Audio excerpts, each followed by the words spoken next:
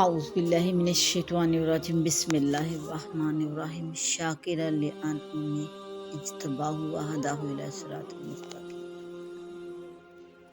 اللہ کی نعمتوں کا شکر ادا کرنے والے تھے، اللہ نے انہیں چن لیا اور انہیں سیدھے راستے کی ہدایت دی۔ اللہ جل شان نے اس آیت مبارکہ میں ارشاد فرمایا اجتباہ وہداہ الی صراط مستقیم کہ اللہ نے انہیں چن لیا اور صراط مستقیم کی ہدایت دی۔ جس کسی پر جو کوئی اللہ کا انعام ہے وہ محض اللہ تعالیٰ کا فضل و کرم ہے۔ جس کو خیر کا امام بنایا اور مقتدا بنا کر انعام عطا فرمایا، یہ سب فضل ہی فضل ہے۔ اللہ جل شانہ سبحانہ جسے چاہے اپنا بنا لے، ہدایت دینا بھی اسی کی طرف سے ہے۔ وہ جس پر فضل فرماتا ہے، ہدایت دیتا ہے۔ سورہ حج میں اللہ جل شانہ نے ارشاد فرمایا اللہ یصطفی من الملائکۃ رسلا ومن الناس، اللہ منتخب فرماتا ہے فرشتوں میں سے احکام پہنچانے والے اور انسانوں میں سے بھی۔ حضرت آدم علیہ السلام کے لیے فرمایا اللہ جل شانہ نے ثم اجتبی ربہ فتاب علیہ وہدی، پھر ان کے رب نے ان کو چن لیا سو ان کی توبہ قبول فرمائی اور ہدایت پر قائم رکھا۔ حضرت یوسف علیہ السلام کے بارے میں اللہ جل شانہ نے ارشاد فرمایا وَكَذَلِكَ يَجْتَبِيكَ رَبُّكَ وَيُعَلِّمُكَ مِن تَأْوِيلِ الْأَحَادِيثِ، اور اسی طرح تیرا رب تجھے چن لے گا اور تجھے خوابوں کی تعبیر کا علم عطا فرمائے گا۔ حضرت موسیٰ علیہ السلام سے خطاب کر کے اللہ جل شانہ نے قرآن پاک میں ارشاد فرمایا یا موسیٰ انی اصطفیتک برسالتی و بکلامی، کہ اے موسیٰ میں نے تمہیں لوگوں کے مقابلے میں اپنی پیغمبری اور ہم کلامی کے ساتھ چن لیا۔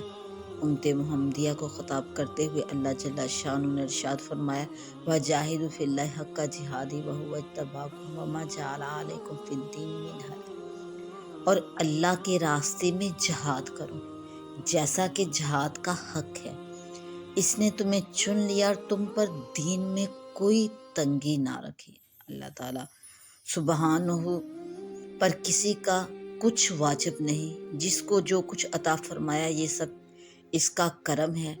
کسی کو دینی مقتدا بنایا یا کوئی دنیاوی عہدہ عنایت فرمایا، یہ سب اللہ جل شانہ کا فضل ہے، کرم ہے۔ وہ جسے چاہتا ہے اپنے فضل و کرم سے خاص لیتا ہے، تو عز من تشاء و تذل من تشاء، جسے چاہتا ہے اپنے فضل اور رحمت سے عزت عطا فرماتا ہے، اور جسے چاہتا ہے اس کی بد عملیوں کی وجہ سے اسے ذلت نصیب ہوتی ہے۔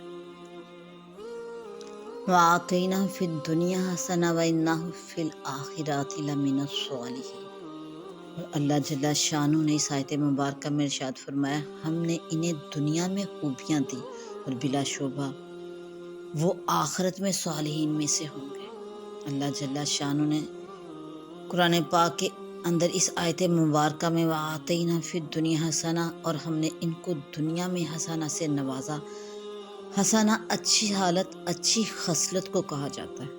بعض حضرات نے اس کا ترجمہ یہ کیا کہ اللہ تعالیٰ نے آپ کو خوبیاں عطا فرمائی، اور بعض حضرات نے فرمایا کہ اس سے اچھی اولاد مراد ہے۔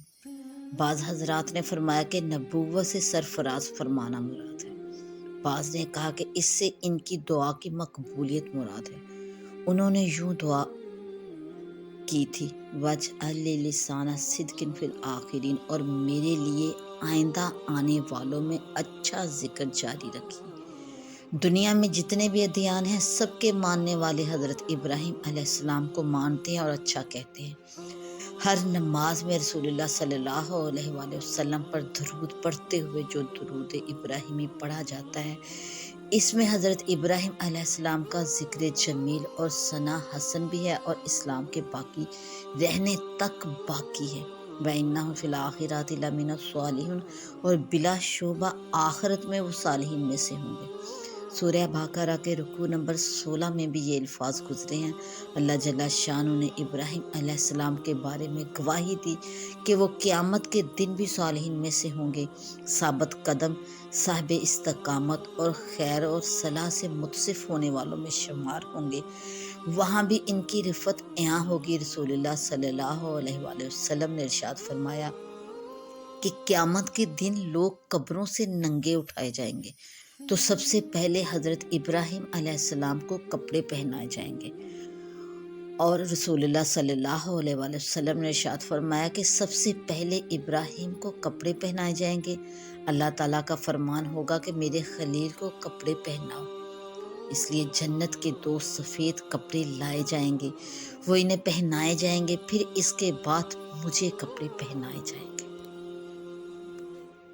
ثم اوحینا الیک ان اتبع ملت ابراہیم حنیفا وما کان من المشرکین، اور پھر ہم نے آپ کی طرف وحی بھیجی کہ ابراہیم کی ملت کا اتباع کیجیے، جو سب کو چھوڑ کر ایک طرف ہو رہے تھے اور وہ مشرکین میں سے نہ تھے۔ انما جعل السبت علی الذین اختلفوا فیہ وان ربک لیحکم بینہم یوم القیامۃ فیما کانوا فیہ یختلفون۔ ہفتے کے دن کی تعظیم انہی لوگوں پر لازم کی گئی تھی جنہوں نے اس میں اختلاف کیا، اور بلا شبہ آپ کا رب قیامت کے دن ان کے درمیان ان چیزوں کے بارے میں ضرور فیصلہ فرما دے گا جس میں وہ اختلاف کرتے تھے۔ سنیچر کے دن کی تعظیم یہودیوں پر لازم تھی۔ دنیا میں جو حضرت ابراہیم علیہ السلام پر اللہ تعالیٰ نے انعام فرمایا، آخرت میں جو ان کا مرتبہ ہوگا، اس کا ذکر کرنے کے بعد اللہ جل شانہ نے اس آیت مبارکہ میں انما جعل السبت علی الذین اختلفوا فیہ فرمایا۔ سنیچر کے دن کو کہتے ہیں سبت۔ بنی اسرائیل یعنی یہودیوں کو حکم دیا گیا تھا کہ سنیچر کے دن کی تعظیم کریں۔ اس دن انہیں مچھلیاں پکڑنے کی ممانعت تھی۔ انہوں نے خلاف ورزی کی اور مچھلیوں کا شکار کیا اور کچھ ہیلے تراش لیے جس پر وہ بند بنا دیے گئے، جس کا ذکر سورہ بقرہ کے رکوع نمبر 8 میں اور سورہ اعراف میں ہے۔ یہودیوں پر یہ حالت، اس قسم کی جہالت سوار ہو چکی تھی کہ وہ جس دین پر چلتے تھے اس کو دین ابراہیم کا دین بتا دیتے تھے۔ یہ ان کی اس وقت کی حالت تھی، اور ساتھ ہی یہ بھی کہہ دیتے کہ حضرت ابراہیم یہودی تھے اور جو چیزیں ان پر حرام کی گئی تھی ان کے بارے میں کہتے تھے کہ حضرت ابراہیم علیہ السلام کی شریعت میں بھی یہ چیزیں حرام تھی۔ اللہ جل شانہ سبحانہ نے ان کی تردید فرما کر سنیچر کے دن کی تعظیم کا جو یہودیوں کو حکم دیا گیا تھا وہ حضرت ابراہیم علیہ السلام کی شریعت میں نہ تھا۔ ان کے بعد یہودیوں پر جیسے بعض چیزیں حرام کر دی گئی تھیں، اسی طرح سنیچر کی تعظیم کا حکم بھی دیا گیا تھا۔ اسے ابراہیم کی شریعت کی طرح منسوخ نہ کرو۔ اللہ جل شانہ نے اس آیت مبارکہ میں اس کی طرف اشارہ فرما دیا۔ جب ان کو سنیچر کے دن کی تعظیم کا حکم دیا گیا تو ان میں سے بعض لوگوں نے اس کی تحریم کی خلاف ورزی کی اور بعض لوگوں نے حکم کے مطابق عمل کر کے اس کو باقی رکھا۔ کچھ لوگوں نے سنیچر کے دن کی بے حرمتی کی اور مچھلیاں پکڑی، اور کچھ لوگ ایسے تھے جو انہیں منع کرتے تھے۔ جمعہ کا دن آخر الانبیاء حضرت محمد صلی اللہ علیہ وآلہ وسلم کی امت کے لیے رکھا گیا۔ رسول اللہ صلی اللہ علیہ وآلہ وسلم نے ارشاد فرمایا ہے کہ یہ دن اللہ کے نزدیک عید الاضحیٰ اور یوم فطر کے دن سے بھی بڑا ہے، اور یہ بھی ارشاد فرمایا کہ اس میں ایک ایسی گھڑی ہے کہ بندہ جو بھی سوال کرے اللہ تعالیٰ عطا فرما دیتا ہے۔ اس دن میں اجتماع بھی رکھا گیا، خطبہ بھی ہے، نماز جمعہ بھی ہے۔ جمعہ میں حاضر ہونے کی بڑی بڑی فضیلتیں اور جمعہ چھوڑنے کی بڑی بڑی وعیدیں احادیث شریف میں مذکور ہے۔ حضرت ابو ہریرہ رضی اللہ تعالیٰ عنہ سے روایت ہے کہ رسول اللہ صلی اللہ علیہ وآلہ وسلم نے ارشاد فرمایا کہ ہم بعد میں آئے ہیں اور قیامت کے دن ہم سب سے آگے ہوں گے، ہمارے فیصلے بھی جلدی ہوں گے اور جنت میں داخلہ بھی پہلی امتوں سے پہلے ہوگا۔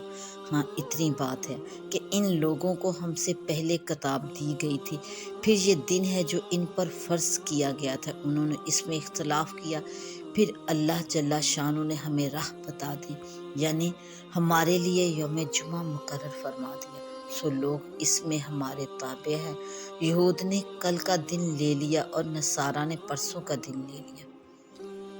یہ جو فرمایا کہ اہل کتاب پر یہ دن فرض کیا گیا تھا، حدیث کی شرح لکھنے والوں نے اس کا یہ مطلب لکھا کہ ان کے نبیوں کے ذریعے ان کو حکم دیا گیا تھا کہ اللہ تعالیٰ کی عبادت کے لیے ایک دن اپنی سمجھ سے متعین کر لے، لہٰذا یہودیوں نے سنیچر کا دن لے لیا اور نصارہ نے اتوار کا دن لے لیا۔ ان کے دونوں دن بعد میں آتے ہیں، پہلے ہمارا دن آتا ہے، اس لیے فرمایا کہ وہ ہمارے تابع ہیں۔ اپنے اپنے وقت میں جو یہود اور نصارہ مسلمان تھے، ان لوگوں کا ذکر ہے، اب تو سب کافر ہی ہیں۔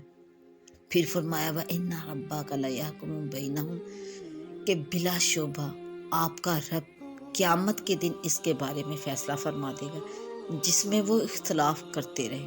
یہودیوں پر سنیچر کی تعظیم لازمی کی گئی تھی اور ان پر اس دن شکار کرنا حرام کر دیا گیا تھا۔ وہ اس میں مختلف رہے، بعض شکار کرتے تھے، اس کا نتیجہ یہ ہو گیا کہ اللہ تعالیٰ ان کے درمیان اس طرح فیصلہ فرما دے گا کہ حکم پر عمل کرنے والوں کو ثواب عطا فرمائے گا اور خلاف ورزی کرنے والوں کو عذاب میں مبتلا فرمائے گا۔